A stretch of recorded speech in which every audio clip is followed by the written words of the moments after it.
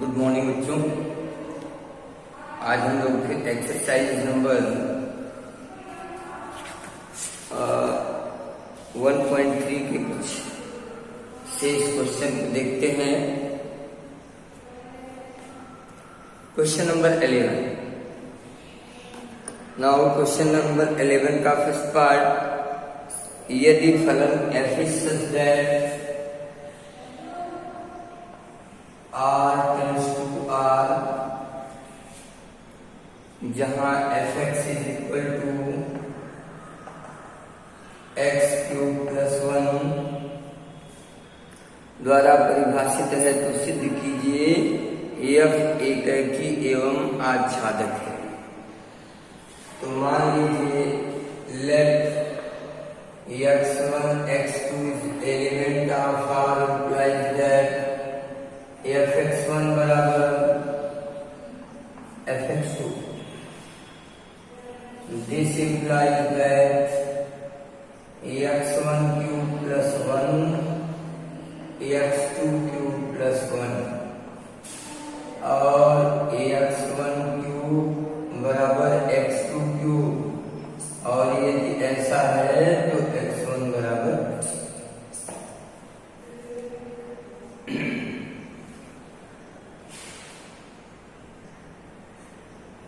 और यदि x1 x2 is not element of r, is element of r implies that fx1 is not equal to fx2, x1 cube plus 1 is not equal to x2 cube plus 1, the x1 cube is not equal to x2 cube, therefore x1 is not equal to x2।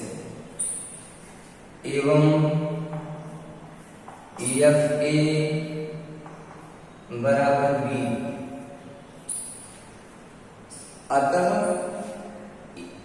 एकैकी एवं आच्छादक। अगर आपको ये बात समझ में ना आती तो आप कोई भी रियल नंबर ले लीजिए। फॉर एग्जाम्पल हमने 1 ले लिया, एफ एक्स की वैल्यू क्या है x cube plus 1, real number हमने लिया 1, तो 1 क्यूब प्लस 1 इक्वल टू 2। हमने लिया -1, -1 क्यूब प्लस 1 दैट इज 0। हमने लिया 2 क्यूब प्लस 1 9।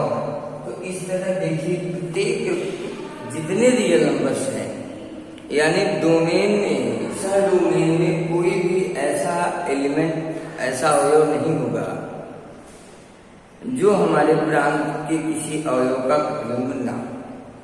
तो निश्चित है कि f a बराबर b होगा, इसलिए यह आच्छादक भी है। अतः यह एकैकी एवं आच्छादक है, इसलिए fx एकैकी एवं आच्छादक है। एक प्रश्न था, ये मैंने सॉल्व किया। आइए इसी का और अगला पार्ट भी देखते हैं।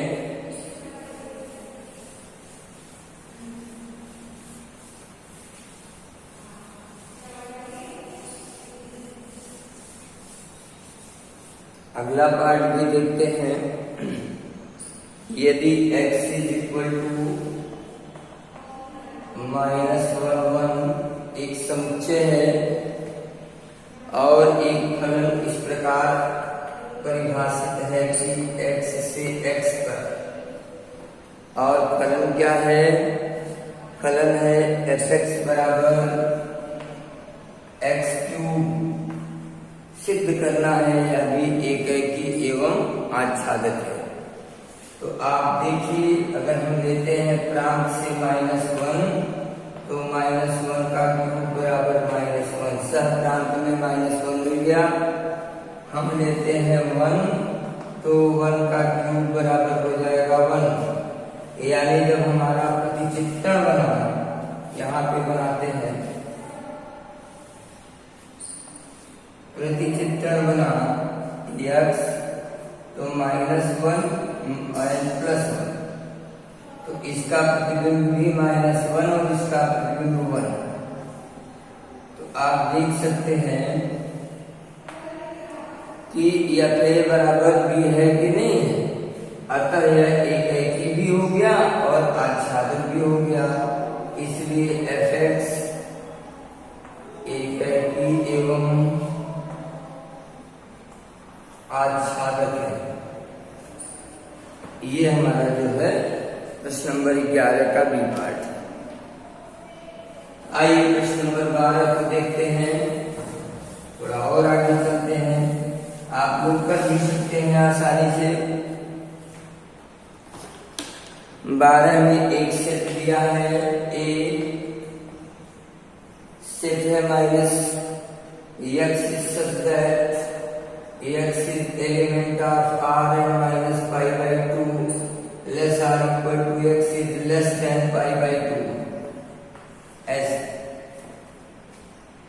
less or equal to, और ठीक b इसी तरह परिभाषित है y such that y is element of r minus 1 is less or equal to y is less or equal to 1। x से y में परिभाषित एक फलन है या ए से बी में यह इस सकता है a टेंड्स टू बी में डिफाइंड एक function f x equal to sine x. आपको सिद्ध करना है यह फलन एकाकी एवं आच्छादक है। आप इजली देखो, अगर आपको डायरेक्टली ऐसे ही करना है तो आप कुछ ना करो, ये देखिए बहुत ही आसान सा method, minus pi by 2 equal to sine of minus pi by 2 and equal to -1, और एफ पाई बाई 2 आप लेंगे तो sine of pi by 2 and equal to 1। तो आप देखिए कि सप्रांत में जो हमारे पास है ये दोनों इन दोनों के लिए प्राप्त होता है। इसी प्रकार इस अंतराल में जितने भी एंगल्स हैं सभी एंगल्स के लिए साइन की वैल्यू यूनिक होगी, इसलिए एफ एक्स एकाकी एवं आच्छादक है। आप वैसे भी जैसे मैंने पहले किया था, x1 x2 is element of r such that fx1 बराबर fx2 ऐसे भी लिख सकते हैं, sin x1 बराबर sin x2 implies that x1 बराबर x2 ऐसे भी लिख सकते हैं। तो जैसे भी आप चाहें, जैसे आपको सुविधा पड़े आप वर्क कर सकते हैं, इस पर कोई आपको डाउट और आपको परेशानी नहीं।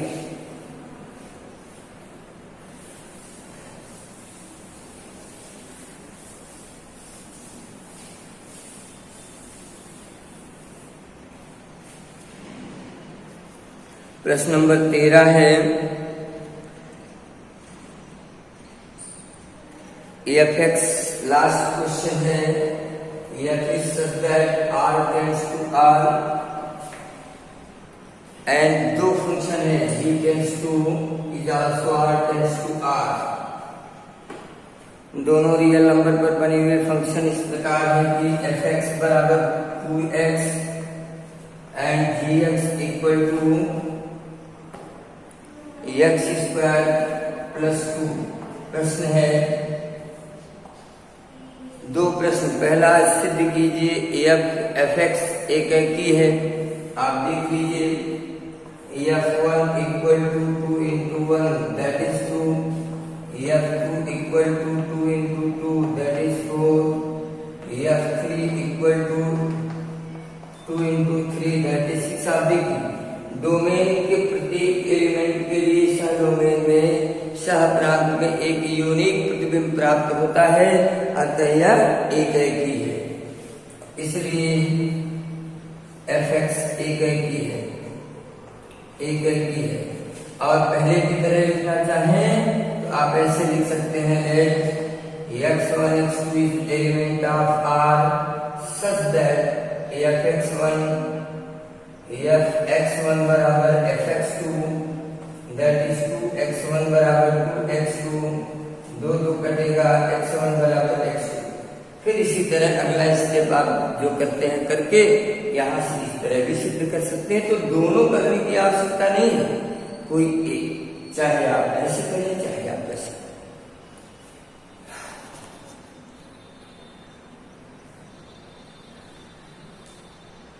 दूसरा है जी को सिद्ध करना है बहु एक अंतःक्षेपी। तो अब देखिए जीएक्स के लिए बहु एक अंतःक्षेपी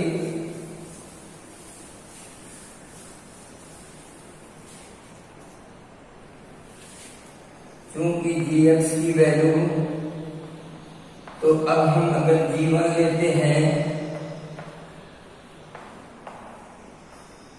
तब भी 3 आएगा, g-1 लेते हैं तब भी 3 आएगा।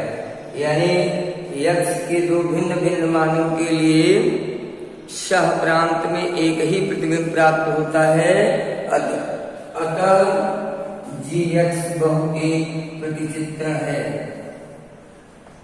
बहु एक प्रतिचित्रण या फलन है, या फलन है, ऐसा भी आप लिख सकते हैं। तो इस प्रकार बच्चों आपकी एक्सरसाइज ये समाप्त हो गई है। अब आप इसको कंप्लीट कर लीजिएगा। आइए आज एक नई टॉपिक शुरू करते हैं, कंपोजिशन ऑफ फंक्शन।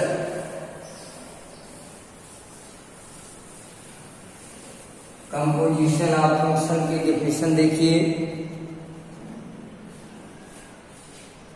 फलनों का संयोजन, फलनों का संयोजन यदि f is such that a tends to b एवं g such that b tends to c में परिभाषित कोई फलन है तो f एवं g का संयोजित फलन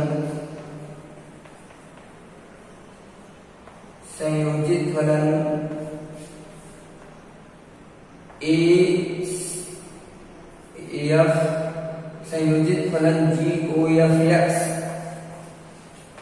a to c होगा। ये परिभाषा छोटी सी डिफिनेशन है कि अगर कोई दो फंक्शन आप लेते हैं f(x) एंड g(x) और f(x) को समुच्चय a से b में परिभाषित करते हैं, g(x) को b से c में परिभाषित करते हैं, तो जो GOF होगा संयोजित फलन होगा वो a से c में परिभाषित होगा। जैसे आप संबंध का किए थे ठीक उसी तरह फलन का भी है।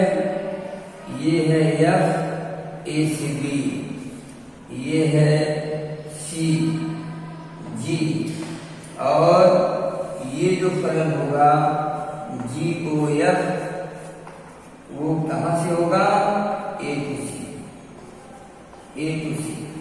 ये देखिए मैपिंग के माध्यम से आप इसको समझ सकते हैं आसानी से। तो इस प्रकार बच्चों